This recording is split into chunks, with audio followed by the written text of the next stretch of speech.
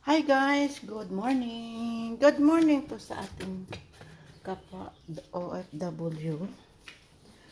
Ngayon ay araw ng Huwebes. Tayo po ay magluluto ng malay. Masyadong malay. Hindi tayo makita masyadong malay.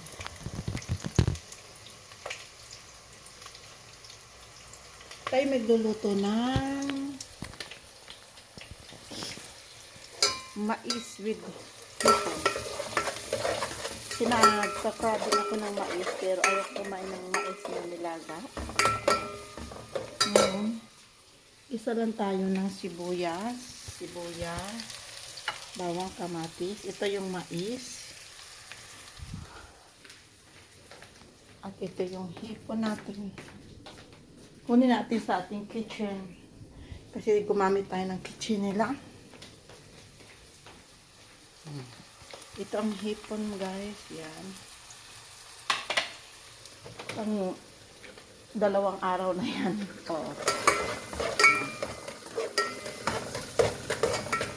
Yan ang ating ganap ngayon guys. Alagyan na natin yung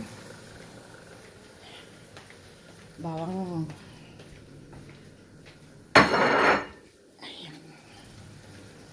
Kasi dito ako nagluluto sa kusina dahil nasira yung kalan ko.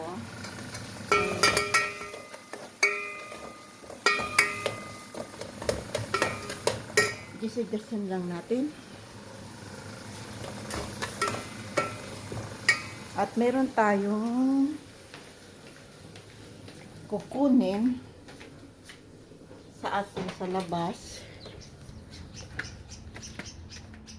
na malunggay.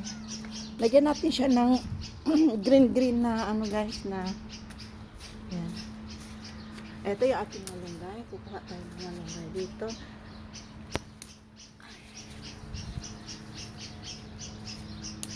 Ayan, ito yung ating kamatis.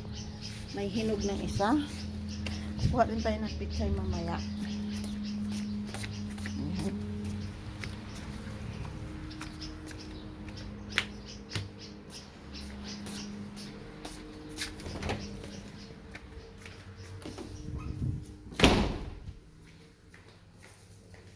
Tatlo yung tangka yung kinuha natin pero kasi malalaki siya.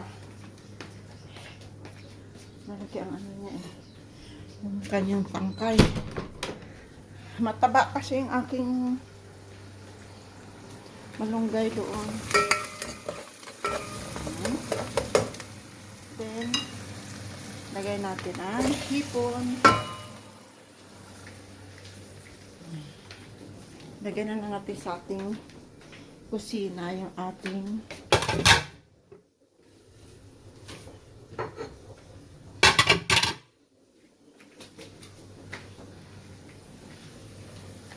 ito yung aming buhay OFW. Ayan may tingnan mo yun.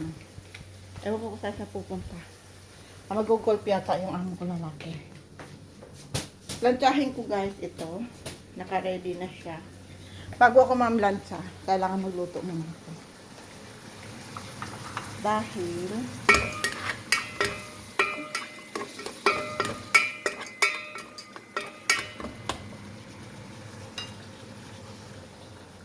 yan ating ganap. Kasi noong nakakaraan kasi pag nagluluto ako tapos ano ba yun? Nag-ano muna ako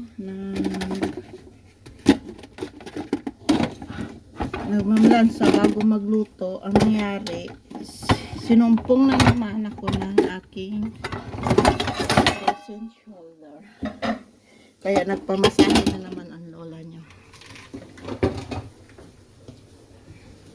Kunin ko yung aking takip sa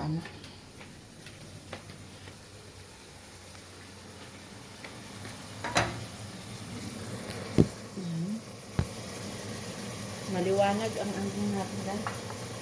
Lagyan na natin ang mais.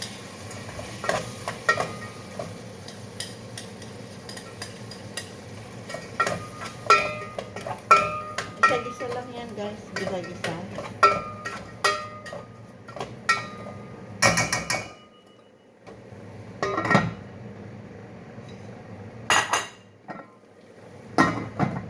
Bigyan ko ng chicken cubes. Wala akong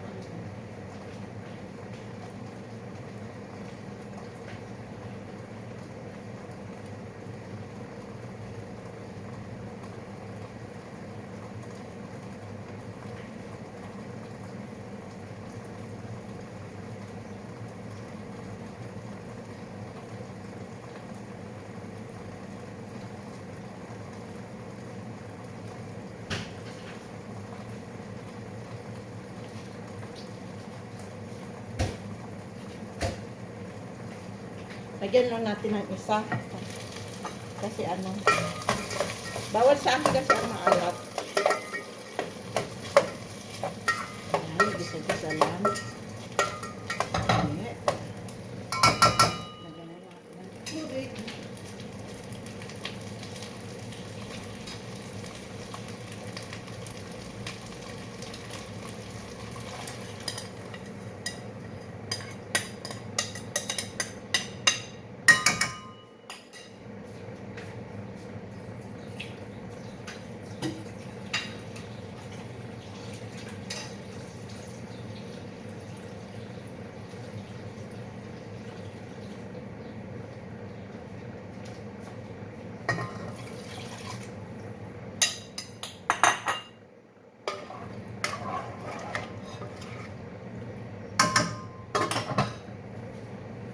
Yun lang guys. Tapos kukuha pa tayo ng ano, may nakita kong pichay na pwede nang harvestin. Pero dahon lang harvestin ko kasi ano, gusto ko i-keep pa siya yung mamulaklak siya at mag ano ba siya, mag bunga. Yan ang ating talong guys. Aywan ko bakit hindi siya guys nag-ano, nangumunga. Ito, harvest tayo ng ating pichay.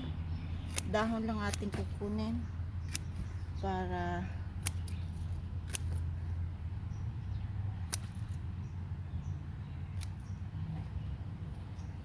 lumago din siya. Kasi ano, ito yung mga sili. Wala akong mapaglipatan. May nakitahan doon pa sa kabila, maliliit pa ito, pero kailangan kong harvestin. Yan nga yung tinatawag guys, pag may tinanim may aanihin. Kuha pa tayong malunggay dito. Ito kasi guys, maliliit ang ano niya, ang dahon niya. Ilang beses ko na itong kinuhaan at saka pinutulan. And, kasi ito ano eh, parang ang tawag dito. Ano kasi siya guys eh, buto. Buto ng malunggay. Tumubo siya ng ganyan. Ayan yung ating kalabasa. Payat siya. At ang sitaw, malago na yung sitaw natin. Harvest pa tayo ng ating malunggay. Tigi isang tangkay lang para hindi naman kawawa. Ang ating malunggay.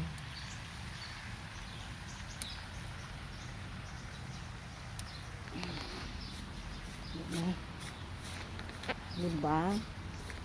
Ang dami na nating napapakinabangan sa ating garden. Tapos meron pa tayong kukunin na pichay dito sa likod.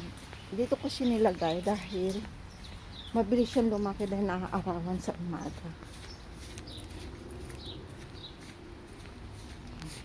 Ayan yung papaya ko guys, bagong tanim.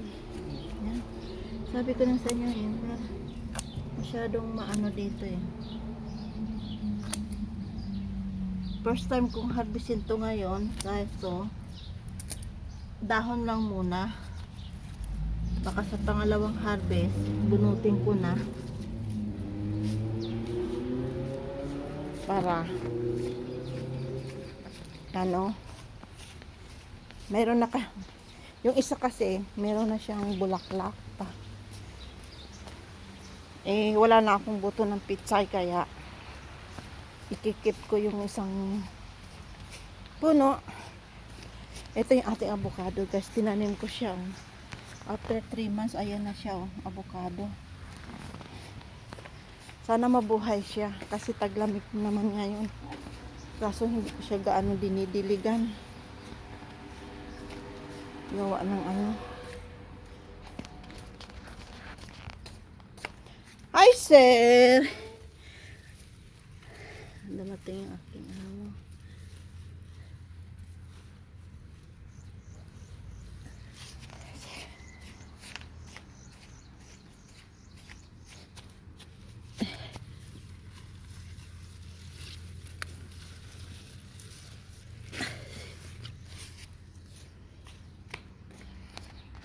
Dumating yung aking amo.